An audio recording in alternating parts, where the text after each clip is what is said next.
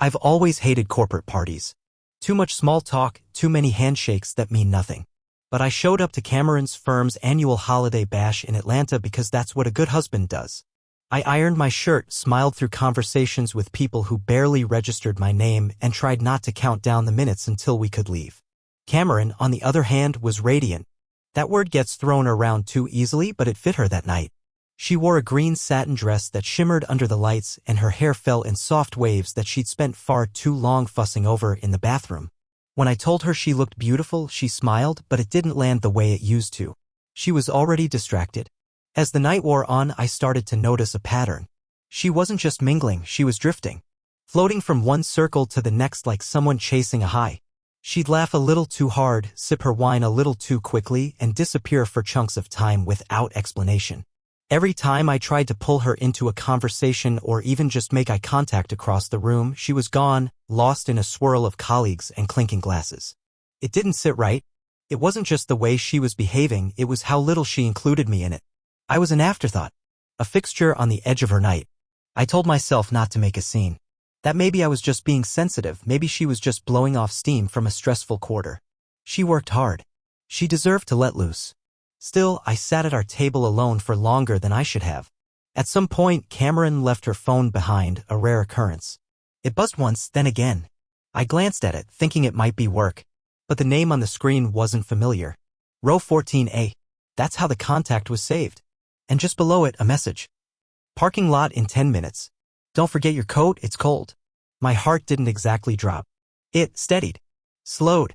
Like my brain was trying to keep me from feeling too much at once. That name, it triggered something. Months ago, Cameron had come back from a business trip and told me about a guy she sat next to on the flight. Funny guy, she had said. We talked the whole time. Just harmless chatter. I didn't think anything of it then. Why would I? She had always been open about her travels, the people she met.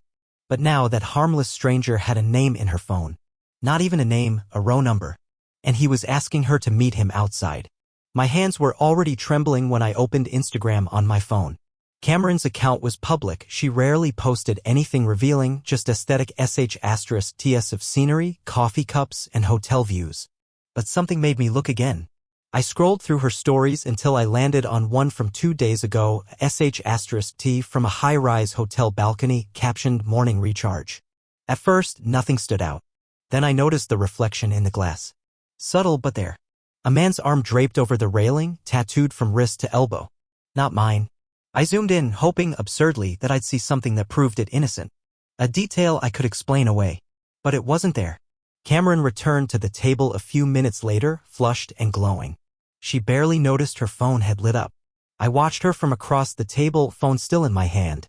Who's row 14A? I asked quietly. Her smile dropped. Just for a second, but it dropped. She leaned over, snatching the phone from my hand with a forced laugh. Nathan, come on. Don't go through my messages. I didn't reply. I was watching her too closely.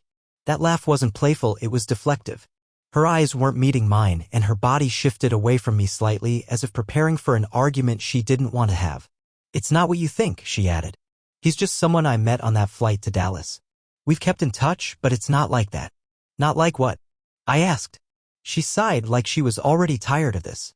I can't believe you're doing this now, at my party. I stared at her. You were going to meet him in the parking lot. She rolled her eyes, but there was a flash of panic behind it. No, I wasn't. It's nothing. We're just friends. You're being paranoid. That word paranoid felt like a slap. As if I hadn't just seen a man's arm in her Instagram story. As if she hadn't received a message to meet someone in secret. I saw the story, I said quietly. The tattoo. The arm. She went silent. That was worse than her denials. We didn't fight, not then. She said she was tired. She called a car and rode home separately. I told our mutual friends I wasn't feeling well and left shortly after. We didn't speak the rest of the night. When I got home, she was already in bed, lights off, her back turned to me. I lay awake for hours, staring at the ceiling, trying to convince myself that what I'd seen didn't mean what I thought it did. That maybe I had misunderstood. That maybe, just maybe, she was telling the truth. But the silence between us was different now.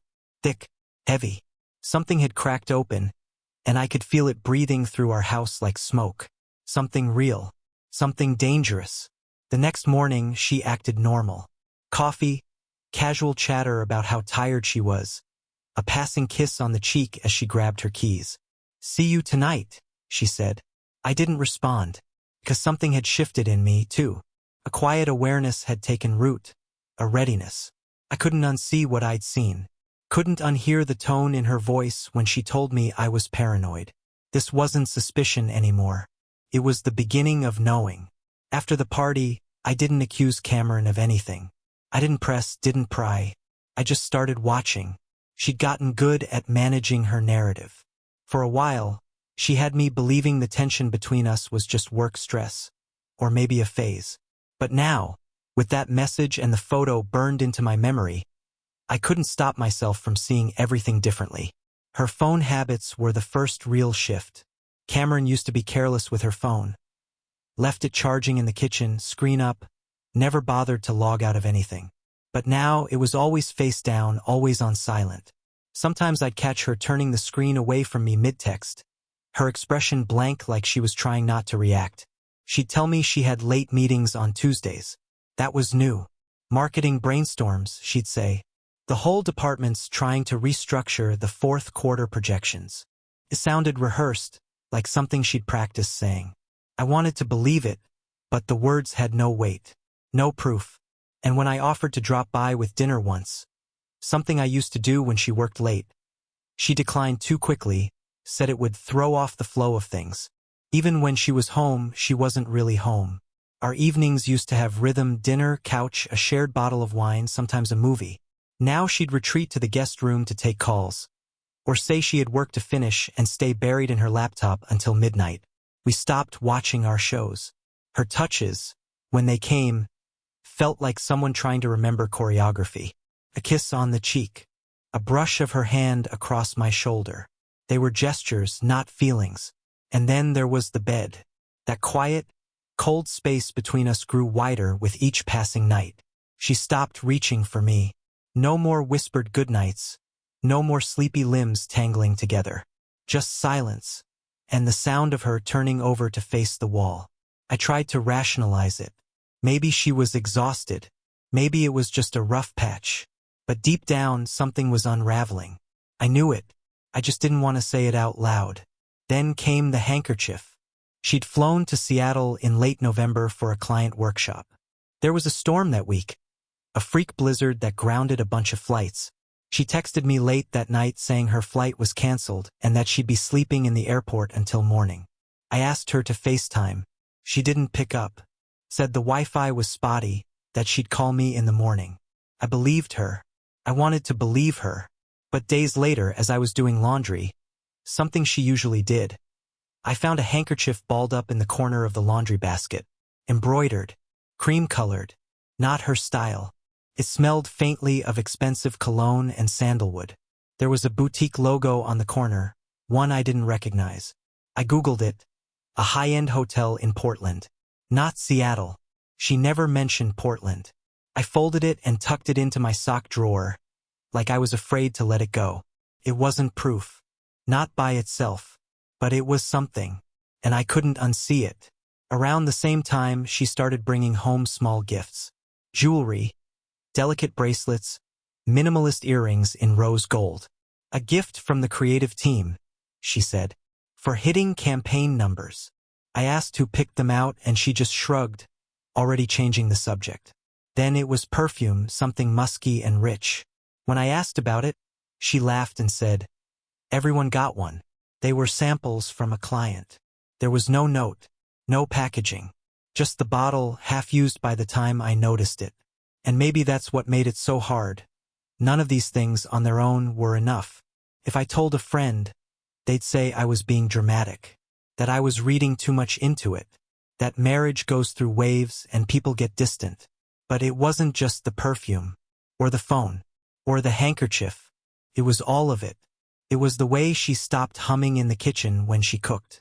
The way she didn't laugh at my bad jokes anymore. The way she looked at me like I was someone she didn't quite recognize. Like she was living a life just slightly adjacent to mine.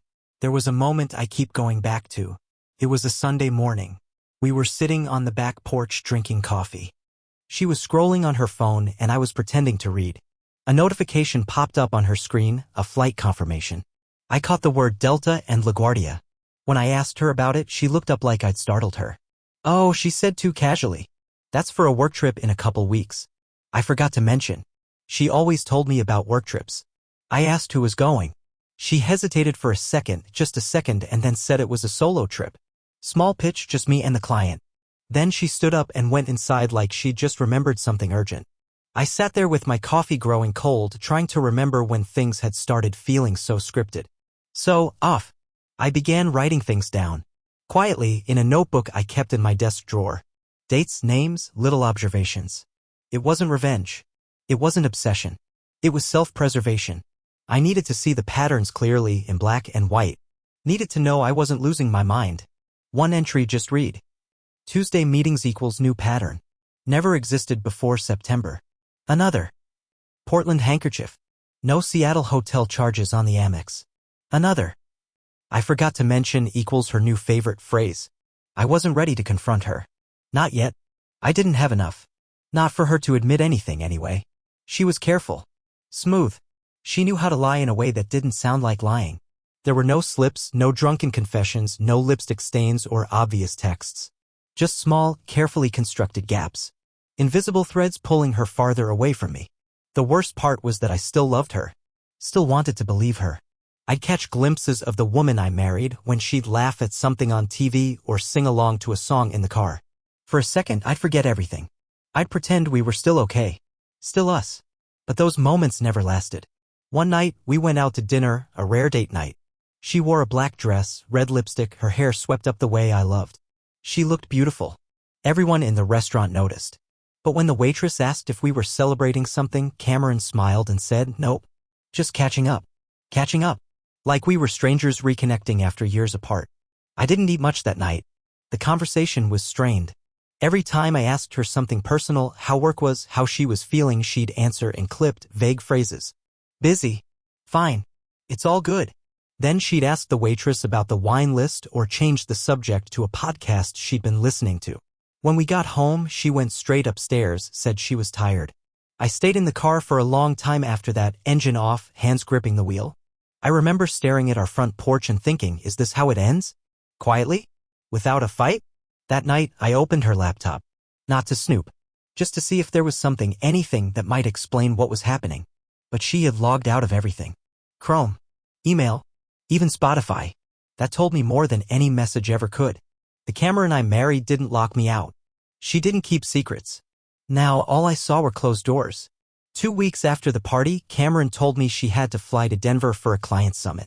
She said it offhandedly one morning while packing a small carry-on, like she expected me not to ask questions. Just 2 days, she said, zipping up the bag. Boring stuff, slideshows and coffee. I nodded. Didn't press. But I was done being passive. That night, after she flew out, I pulled out her old iPad, the one she barely used anymore but had synced to her iPhone years ago. I had set it up for her. She forgot it even existed. It was still connected to her Apple account. I turned it on, heart pounding as the screen blinked to life. Location services. I tapped the icon. A map popped up. My throat tightened. She wasn't in Denver. She was at a cabin resort just outside Lake Lanier. A luxury one. Remote. Hidden. Definitely not somewhere you go for a client summit. I zoomed in on the map. There it was, Lakeside Pines Resort. I clicked on the dot and her device lit up as being in a premium Lakeview suite. I felt sick. I sat in the kitchen in the dark for a long time, the glow of the screen lighting my face. I wasn't ready to move. Couldn't yet. But the final piece of the puzzle had just fallen into place and there was no mistaking it anymore. I took **TS. Location coordinates. Timestamps. Then I opened her Chrome browser on the iPad, still logged in under her account. The tabs were still open. One of them was a confirmation for a room booked under a different name, John Emerson. Same resort. Same suite. There were emails from the resort's front desk staff. Notes about spa times. Dinner reservations for 2. One message read, Mr. Emerson, your wine preference has been noted. See you this Thursday. Thursday. The day she flew to Denver. Every click, every tap of the screen tightened the noose. She'd used our shared credit card to cover her portion of the stay. I pulled the statements. The charge was under a consulting name, cleverly disguised. But I knew the number. I called the resort anonymously, pretending to confirm a friend's reservation. The receptionist confirmed the room, the date, the guest name. I hung up before she could ask for mine. My fingers shook, but I wasn't angry, not yet. I was something else.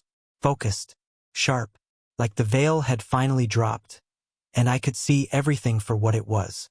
Next, I checked her Instagram. Not the public one. The private account. She didn't know I had found it months ago, back when I first got that nagging sense something was wrong. It had a different handle, something abstract, no last name, no obvious ties to her. It was all curated. Aesthetic photos, clever captions, and tucked into the stories were the parts of her life I was never meant to see. There she was, wrapped in a white robe on a hotel balcony, glass of wine in hand, feet kicked up on the railing. The same robe the resort was known for. In the edge of the frame, I could see the outline of a man, broad shoulders, tan skin, a watch I didn't recognize. Just enough to see he was close. Too close. She had posted it like it was art. Another post was from the lake. Sunlight filtering through pine trees, a picnic setup, 2 wine glasses, a book cracked open. The caption was vague. Sometimes peace is borrowed. I stared at it for a long time, wondering if the piece was mine, if she'd taken it from me and given it to someone else. Then came the photo that ended it all. A close-up of her wrist, holding a coffee mug, nails painted pale pink.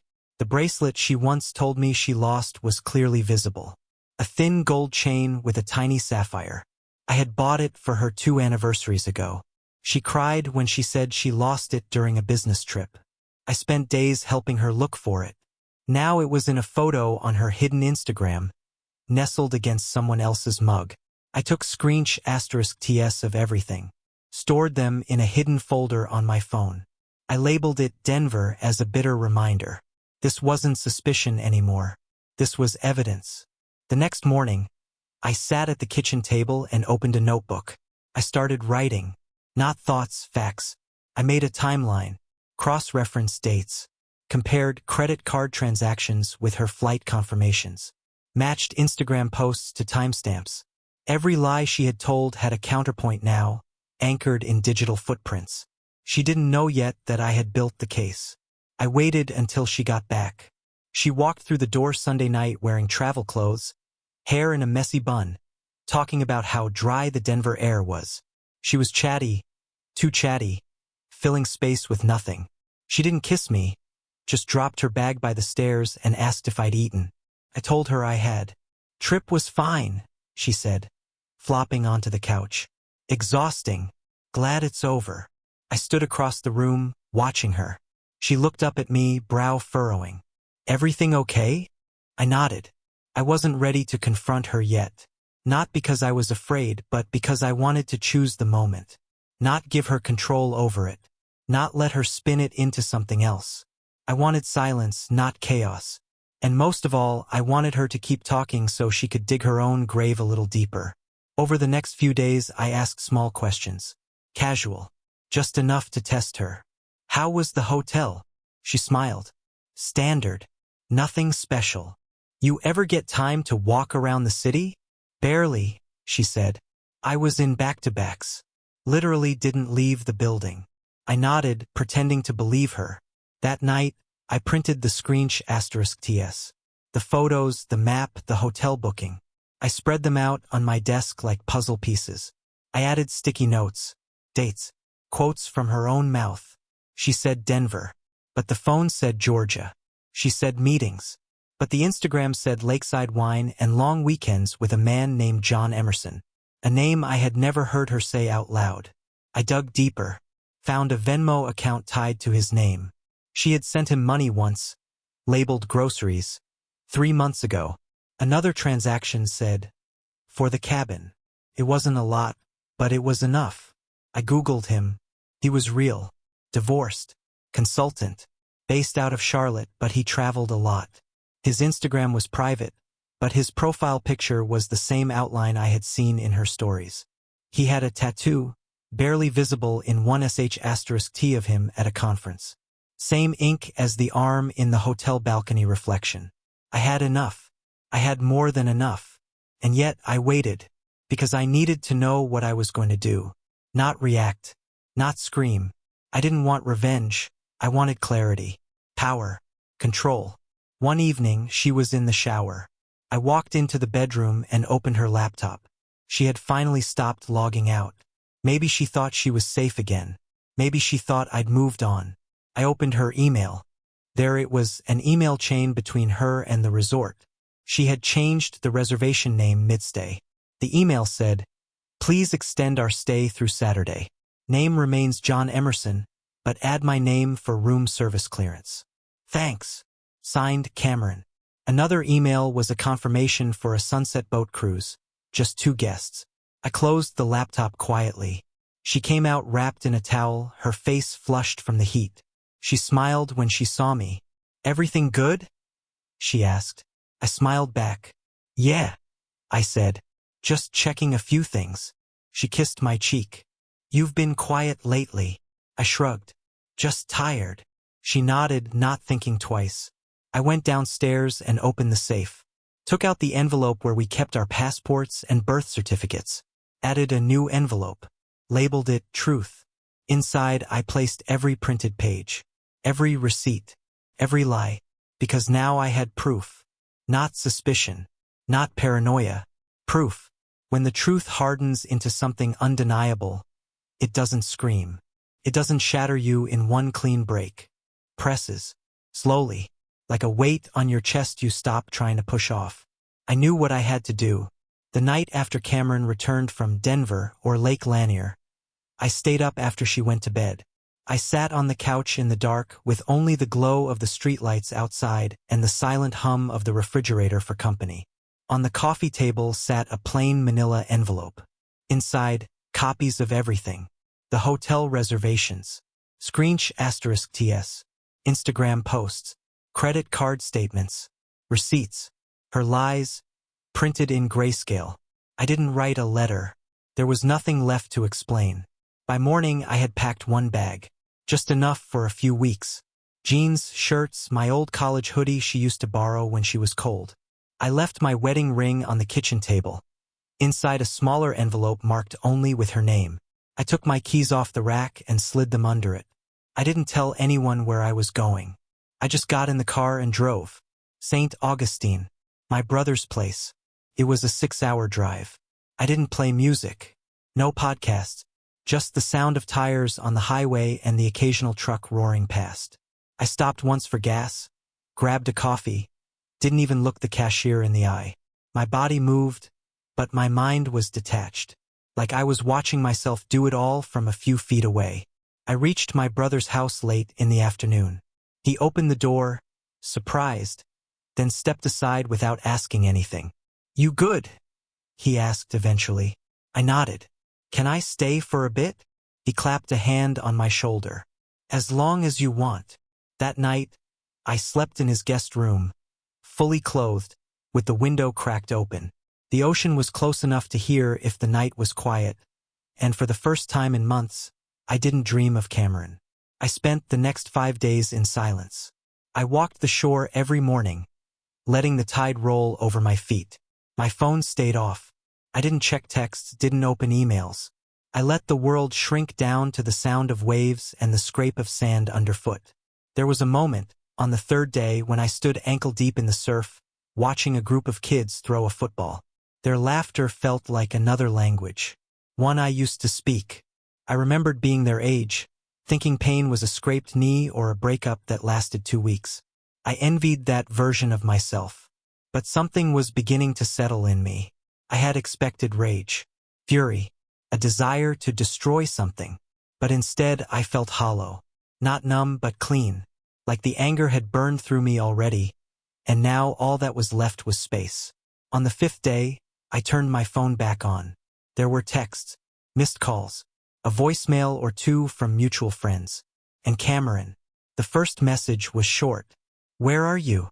The next, "Nathan, please, call me." Then, "I came home and saw everything. We need to talk." I didn't respond. She sent more. Some long, rambling. Some just fragments. I didn't mean for it to happen. It wasn't serious. Please don't shut me out like this. There were voicemails too. Her voice cracked in a few. I didn't listen to them all. Just enough to know she had read the envelope. She knew what I knew. And now she was trying to rewind a clock that had already stopped. I stayed another 3 days before deciding it was time to go back. Not to her, but to Atlanta. To finish what I'd started. I didn't call ahead. Didn't text. I pulled into our driveway just after sunset. The house looked exactly the same, but nothing felt familiar anymore. My key still worked. I stepped inside quietly. She was sitting at the kitchen table, the envelope open in front of her. She didn't move when she saw me, just stared, wide-eyed, like she'd been rehearsing something and forgot all her lines. "Hi," she said, her voice thin. I said nothing. She stood slowly. I didn't know if you were ever coming back." I nodded toward the envelope. "You read it." She nodded. "Yes." I walked past her to the fridge, poured a glass of water, took a slow sip. "I didn't know how else to make you see it," I said finally. There wasn't going to be a conversation that made it okay. So I left. Tears welled in her eyes. "I don't know what to say." "Don't say anything," I said, setting the glass down. "I didn't come back for closure." "Then why are you here?" "To end it properly." She stepped forward. "Nathan, wait. Can we talk first? Please? I'll tell you everything." "I already know everything." "You don't," she insisted. "You don't know how lost I felt. How empty things got. It wasn't about him. It was about us." "No," I said, my voice calm. "It was about choices. I made choices to trust you. To believe you. You made choices to lie to me. We're not the same." She broke then. Cried. Not delicate tears, real sobs, shoulders shaking, the kind of crying people do when they realize the damage is done. "I still love you," she whispered. "I believe you," I said. "But love without honesty is just decoration. You can dress up a lie all you want, it's still a lie." She sat back down. Crumpled. "Can we fix it?" I looked at her. Really looked. And for the first time I didn't see my wife. I saw someone I used to know. A stranger wearing her face. "I don't want to fix it," I said. "I want to let it go." A long silence followed. "I'll get a lawyer," I added. "You'll be hearing from them soon." She opened her mouth like she wanted to fight, to argue, but all that came out was a whisper, "Okay." I walked upstairs to our room. Packed a few more things. Important documents. Clothes. My watch. I left the photo albums. The framed pictures. The memories. When I came back down, she was still at the table. Still crying. I paused at the door. "You don't have to keep apologizing," I said. "I'm not here to punish you." She looked up. "Then why are you being so cold?" "Because I have to be," I said. "If I let myself feel everything, I won't be able to walk away." And then I left. No door slam. No shouting. Just the quiet sound of me letting go. I didn't look back. Returning to Atlanta felt less like coming home and more like walking into the final act of a play where I already knew the ending. I stayed in a short-term rental for the first few nights, something quiet, out of the way. A friend of mine owned the unit and gave me a key without asking questions. That was the thing about people who knew me well, they didn't need to ask what happened. They could read it in my face. The first morning back, I met with a lawyer. His office was downtown, a high-rise with clean lines and walls that muffled every sound. The kind of place designed to make people feel small or powerful depending on which side of the desk you sat on. He was sharp. Gray suit, sharp eyes, the kind of demeanor that said he'd already won your case before you finished explaining it. I laid out everything. A manila folder thick with documentation, **TS of text messages, timestamps, hotel bookings, credit card receipts, the private Instagram account, emails, photos. I placed it all on his desk without a word. He opened it, scanned a few pages, then looked up at me. "You're not here to negotiate," he said. It wasn't a question. "No," I said. "I'm here to end this cleanly." He nodded, flipping through the evidence like it was routine. "You've got enough here to make it clean. You're entitled to more than just a split. You've got a case for fault-based divorce. Adultery documented. That carries weight in Georgia. I'm not interested in dragging her through the mud," I said. "But I'm not letting her walk away clean either." "Understood," he said. "We'll file under adultery. Push for the house, major assets, and compensation for emotional distress. You'll likely get it. This is airtight." I didn't flinch. I didn't celebrate. I just nodded. We filed within the week. The papers were served to Cameron at work. She hadn't been expecting it, not formally anyway. The shock worked in my favor. I got a text later that afternoon, frantic and filled with half-formed sentences. What is this, Nathan? You're filing without even talking to me? Please, don't do this like we're strangers. But we were strangers. Had been for a long time. I didn't respond. The legal process moved fast. My lawyer, seasoned and relentless, ensured everything was filed precisely. The evidence made Cameron's position weak. She had no rebuttal. The paper trail was too deep, too complete. It didn't matter what she said in court. The photos said enough. The hotel bills. The Instagram captions. The digital record of her betrayal. At mediation, her lawyer tried to soften the blow. Suggested a 50-50th split. Talked about shared memories and the importance of closure. But there was no emotion in Cameron's eyes. Just panic, like someone watching her world slip through fingers she couldn't close fast enough. I let my lawyer do the talking. We didn't settle at 50-50. I was granted sole ownership of the house. The vacation fund, once meant for an anniversary trip to Italy, was awarded to me. I received compensation from our joint accounts and was entitled to part of her future earnings for a fixed term under emotional distress clauses. It wasn't about the money. It was about the truth being seen, documented, and weighed. I watched her shrink in the room across from me, her hands clenched tightly in her lap, her expression unreadable. She wasn't defiant anymore. She wasn't angry. She was just small. Like the version of herself I had known had deflated. She didn't contest the terms. She couldn't. After court, she sent me one final message. I didn't expect you to be this cruel. I stared at it for a long time before deleting it without replying. Cruel? I hadn't raised my voice. Hadn't cursed. Hadn't screamed or posted her secrets online for the world to judge. I hadn't gone to her job or to her friends. I hadn't retaliated. I had simply gathered the truth and let it do what it was built to do, stand on its own. But to her, truth must have felt like cruelty. She began telling friends a new version of our story. That I had become distant, cold. That I had shut her out long before anything happened. That she was lonely. That she made a mistake, yes, but she hadn't been the only one responsible. A few mutual friends reached out. Some of them asked if there was any truth to what she was saying. I sent them the photos. The receipts. The **TS.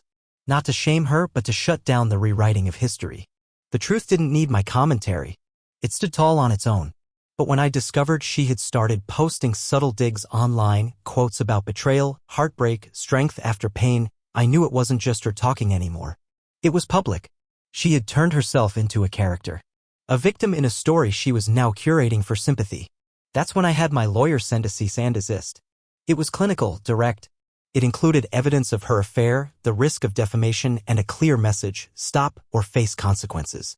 The letter was sent to her attorney as well. It wasn't dramatic. Just business. Within 24 hours, her profiles were private. The posts disappeared. The subtle barbs vanished. I wasn't angry about it. I understood it. She had lost control of the narrative, and now she was scrambling for dignity in whatever pockets were left. But truth doesn't leave much room for spin. It doesn't care about angles or filters.